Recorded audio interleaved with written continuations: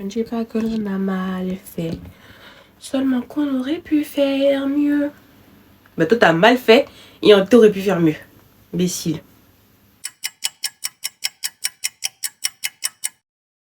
Wesh.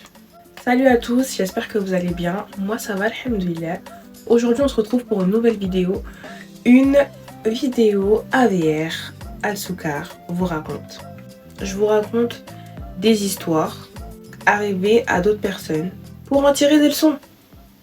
L'histoire que je vais vous raconter aujourd'hui se passe en France, exactement à Grigny. Mais elle commence ailleurs, elle commence en Côte d'Ivoire, à Yamoussoukro.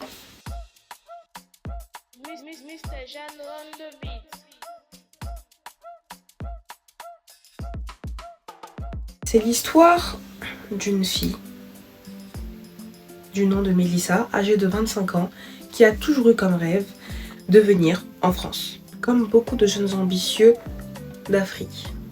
Leur rêve, c'est souvent de venir en France et ils ne s'attendent pas à ce qu'ils vont trouver en arrivant dans le pays. Comme je viens de vous le dire, Mélissa, c'est une fille qui a toujours voulu venir en France. Et sa mère aimante, elle encourageait sa vie à venir en France. Et elle s'est rendue compte qu'en fait, elle avait une amie du nom de Tanchiawa qui vivait en France. Et elle va lui expliquer que sa fille de 25 ans voudrait venir en France, commencer à construire sa vie, etc.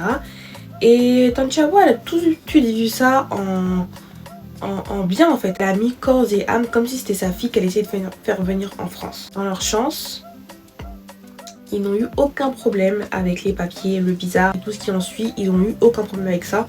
Donc Mélissa, aussitôt elle en a parlé à sa mère.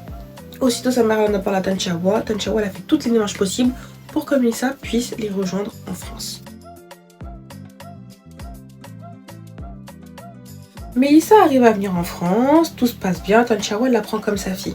Et elle est en mode prends ton temps, même s'il faut que tu vives avec nous, il n'y a pas de souci. Moi je te prends en tant que tutrice, il n'y a pas de problème. T'es ma fille, t'es la fille de mon ami. Donc tu es ma fille en fait. T'as personne ici à part moi, donc tu es ma fille. Mon mari c'est ton papa. Mes enfants sont tes frères et sœurs. Il n'y a pas de souci, prends ton temps. Et voilà, vie en fait. Et c'est ce qu'elle va faire Mélissa. Au début tout se passe bien. Mélissa elle cherche un travail, elle obtient un travail. Tout ce qui est papier avec la mairie, etc. Il n'y a pas de galère avec ça. Elle obtient assez rapidement son titre de séjour. Tout se passe pour le mieux pour Mélissa. Jusqu'à ce qu'en fait, elle se penche sur le sujet du mari à Tanchiawa qui s'appelle Tonton Joe. Tonton Joe, c'est un homme très charismatique, très beau, qui sait parler aux gens. Quand Tonton Joe il est là, on sait que c'est Tonton Joe.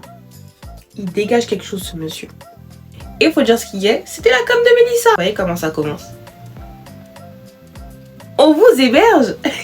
Allez, j'ai pas fini. Mais quand même, elle se dit, ah ouais, non, tranquille, c'est le mari à ma tante, ça veut dire doucement. Doucement. Tonton Joe, on dirait qu'il a pas ça de la même manière. Il voit Mélissa, au début elle la complimente par rapport à la nourriture qu'elle va faire, par rapport à son physique. Elle, vu que Tonton Joe c'est sa cam, elle voit pas le mal. Elle est gênée en mode petit rire de grognasse là, mais en mode elle voit pas le mal. Un jour, Tanchiawa, elle va avoir un mariage en fait. Elle va avoir un mariage en Belgique et elle va y aller avec leurs 4 enfants. Ça veut dire qu'en fait, Tonton Joe et Mélissa vont rester dans la maison. Ils vont rester ensemble, etc. Toute la soirée, ils vont la passer ensemble. Le feeling, il va passer directement. Il n'y a pas cette distinction des âges au bled.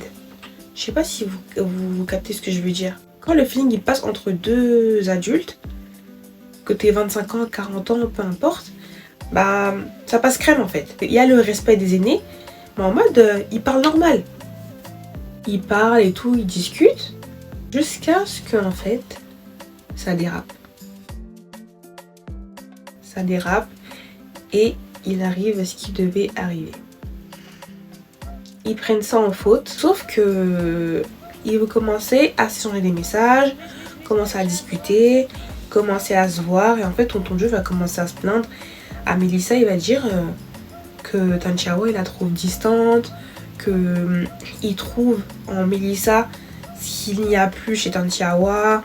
Bref, il achète de ouf. Quand un vieux, il veut rentrer dans votre tête, je vous promets, il sait quoi faire. Il va, entre autres, rabaisser Tantiawa pour mettre en valeur Mélissa. Ils vont continuer leur bail, ils vont continuer à se voir et à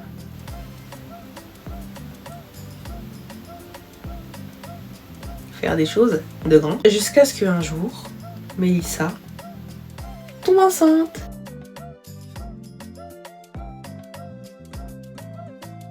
En fait, à un moment donné... Stop. À un moment donné, s'il vous plaît. À la base, c'était une erreur. Vous avez continué, maintenant bébé. Enfin, qu'est-ce qu'il y a au fait? Qu'est-ce qu'il y a?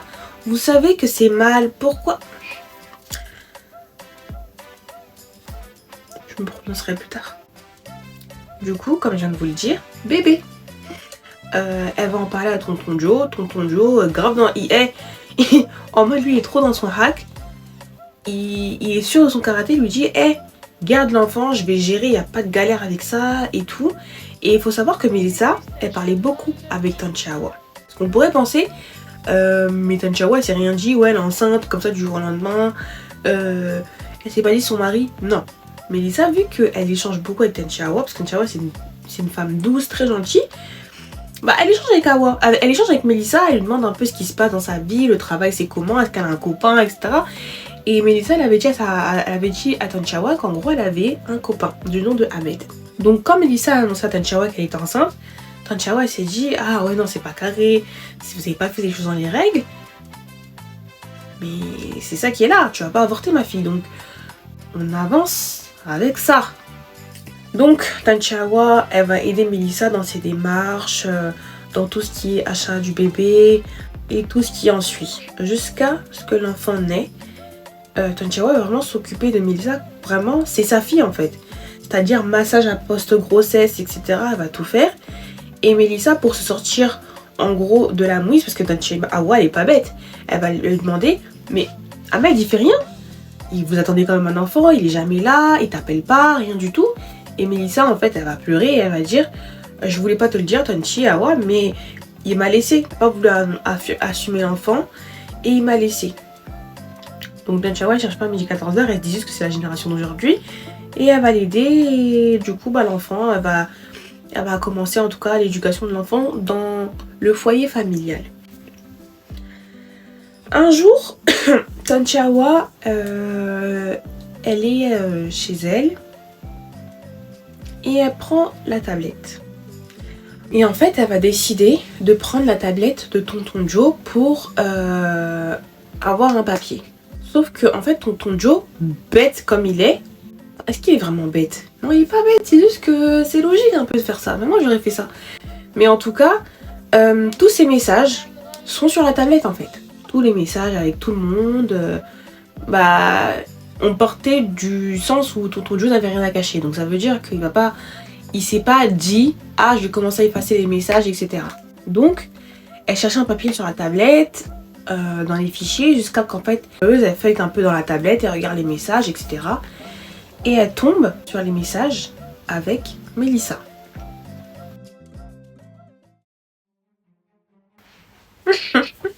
Tantiawa tombe donc sur les messages de Mélissa et tonton Joe. Elle tombe de 27 000 étages. Elle tombe sur des je t'aime. Elle tombe sur des organisations de sortie entre les deux. Elle tombe sur des mots d'amour. Elle tombe sur ce qu'il disait derrière le dos de Tantiawa. Mélissa, en soi, elle descendait pas Tantiawa. C'est tonton Joe qui la descendait beaucoup. Ah, les hommes! Oh non, je peux pas vous voir. Je peux pas vous voir en fait. Elle tombe sur tout ça. Et elle tombe. Demandez-moi au fait. Demandez-moi, elle tombe sur quoi? Parce que on aurait pu s'arrêter au message et puis basta. Bah non! Elle tombe sur le message où Mélissa annonce à tonton Joe qu'elle est enceinte et qu'ils doivent absolument se voir pour en discuter. Et en fait, elle fait les maths elle se rend compte que l'enfant qu'elle a pris comme son petit-fils, bah en fait c'est juste l'enfant de son mari quoi. Lisa, non, non, pas toi, pas toi, j'ai tout fait, tout. Et là, Tanchawa, elle hurle, elle crie. Et en fait, malheureusement, Tanchawa va faire un arrêt cardiaque et elle va décéder.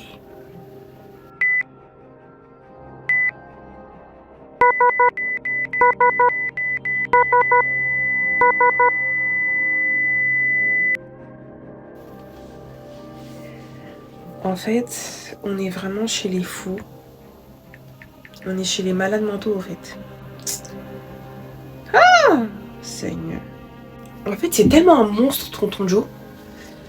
C'est ça, méfiez-vous des gens, des hommes calmes. Je vous jure, méfiez-vous des hommes calmes.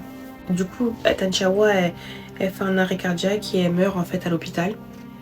À l'enterrement de Tanchawa, tonton Joe va faire une proposition à Melissa. Il va lui dire, vu qu'elle connaît les enfants, qu'ils ont eux-mêmes un enfant, bah ils ont qu'à se marier en fait. Il lui a clairement proposé de se marier avec Melissa. Enfin, elle est dans une maison, là elle va aller où elle va aller nulle part. C'est un Tanchawa qui l'aidait pour tout. Le mari il a de l'argent, il y a les enfants certes, les enfants il aime bien. Bah, eux ils sont pas au courant de tout ça. Ça se passe bien dans la maison, donc en fait, vivons comme ça. Une proposition qu'au début elle avait refusée, elle va finir par l'accepter. Melissa va finir par accepter la proposition. Ils vont vivre comme ça 1 an, 2 ans. Sauf que Melissa en fait, ça la ronge. Elle commence à faire des cauchemars où elle voit Tanchawa en train de crier, en train de l'insulter. Et elle pleure, elle demande pardon. Elle commence à ressentir un mal-être dans la maison. C'est-à-dire que 1 an, 2 ans après la mort de Tanchawa, elle vit un cauchemar dans la maison. Elle a l'impression que la maison la torture psychologiquement. Elle fait des cauchemars où elle voit Tanchawa qui l'insulte, qui crie. Elle réentend en fait le cri de Tanchawa avant de mourir. En fait dans tout ça, elle fait semblant d'aller dans la maison, elle sourit, elle fait comme si de rien n'était, mais en fait elle mange plus, elle dort mal. Elle arrivait à faire semblant avec les enfants, elle arrive, mais ça commence à devenir difficile et elle veut partir. Elle veut partir, mais elle est bloquée parce qu'encore une fois elle se dit elle va aller où. Elle s'en veut énormément. Elle est remplie de remords. Et aujourd'hui, en fait, elle sait pas ce qu'elle fait. Elle sait pas ce qu'elle doit faire. Elle sait pas si elle doit quitter la maison. Ou vivre ça parce que c'est ce qu'elle mérite. En gros, prendre ça comme si c'était sa punition. Elle sait pas si elle mérite le bonheur. Si elle mérite encore de rencontrer l'amour. Elle dit juste que elle doit vivre ça pour se... purger en gros, pour purger le mal qu'elle a pu faire, pour ressentir en gros le mal et la tristesse que Tanchawa a pu ressentir avant de mourir. En gros, c'est une manière pour elle de se punir. Et jusqu'à aujourd'hui, bah, en fait, elle vit comme ça. Elle prie beaucoup en fait, elle prie beaucoup pour demander à Dieu d'apaiser son cœur et de pardonner la plus grosse erreur de sa vie. C'est comme ça que se termine l'histoire de Melissa. Débrief. S'il vous plaît. S'il vous plaît. Franchement, Melissa, genre l'histoire de Melissa, en fait quand je l'ai entendue, en fait j'ai l'impression qu'on doit vivre constamment dans la méfiance. Mais pitié, on ne peut pas être gentil. Moi je suis désolée, moi je suis quelqu'un de gentil. Je suis quelqu'un de profondément gentil et de très naïf. Ça veut dire que tu voyais ce que Tanchawa elle a fait. C'est quelque chose que moi j'aurais pu faire. Héberger la fille d'une amie parce qu'elle veut vivre dans mon pays. Oui, j'aurais pu le faire. Et toi, tu voles mon mari? Mais c'est une blague. Attends. Mais on marche sur la tête en fait. On est chez les fous en fait. Attends. C'est quoi cette forme d'ingratitude là? On est chez qui? Chez les fous? Je vous promets hein, que je peux même pas comprendre un petit peu Mélissa. Même si le monsieur, c'est ta cam, après tout ce que la femme, elle a fait pour toi, je te jure que tu t'aurais pas pu. Même si le monsieur... Oh, mais pitié en fait. Après, je vous mens pas, ça me fait de la peine. Parce que moi, je suis désolée, le plus gros monstre, c'est vraiment tonton Joe. Tonton Joe, mais en fait, c'est juste un homme. Mais pitié, s'il vous plaît, ce monsieur, c'est le diable.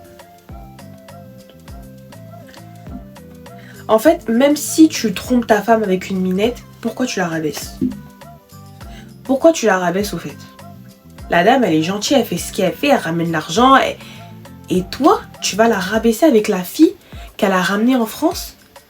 Mais c'est une blague ou quoi? C'est même pas... Mais... Parce qu'en fait, j'imagine les présentations.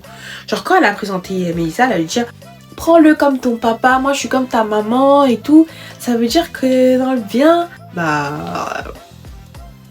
Il avait d'autres plans. Il avait vraiment d'autres plans.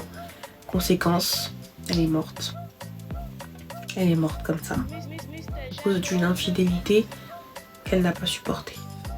Et Mélissa, moi je vous mens pas, j'aurais jamais accepté de me marier avec le monsieur.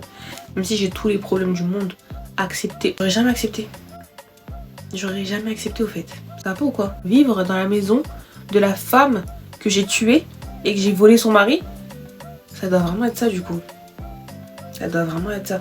Parce que pour moi, faut avoir un culot énorme pour faire ça. Après, je comprends. Non, je comprends pas. Parce que même si en gros, titre de séjour, je disais, mais Mélissa, tu travaillais? Tu trouves un appart en fait, tu te débrouilles comme tu veux, mais tu vis pas là-bas, tu te maries pas avec le monsieur. Encore moins, tu te maries pas avec le monsieur, mais attends. C'est une blague ou quoi? En fait, aujourd'hui, dans ce monde, on peut faire confiance à personne. Personne en fait. En fait, c'est un monde de loups.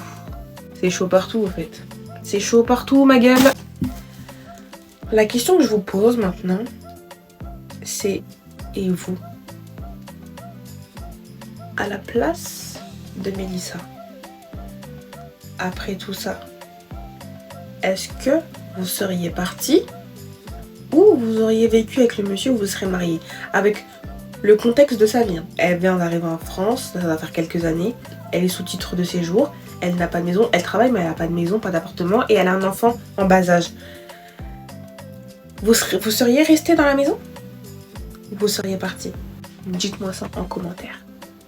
Et c'est fini pour cette AVR. J'espère que cette vidéo vous aura plu. N'hésitez pas à liker la vidéo. D'ailleurs, je vous dis merci pour les 366 vues. Est-ce que j'ai le droit de remercier pour 366 vues? Moi, je suis désolée, je vous remercie en fait. Let's go pour devenir une star en fait. En tout cas, merci pour tout. Merci pour les nouveaux abonnés. Continuez comme ça. On va bientôt être 100. Là, on est 72 ou 13. Continuez comme ça au fait. On va devenir des stars ensemble. Et on se retrouve prochainement pour une nouvelle vidéo. Je vous fais de gros bisous. Et surtout, n'oubliez pas mes stars. Enjoy! Bye!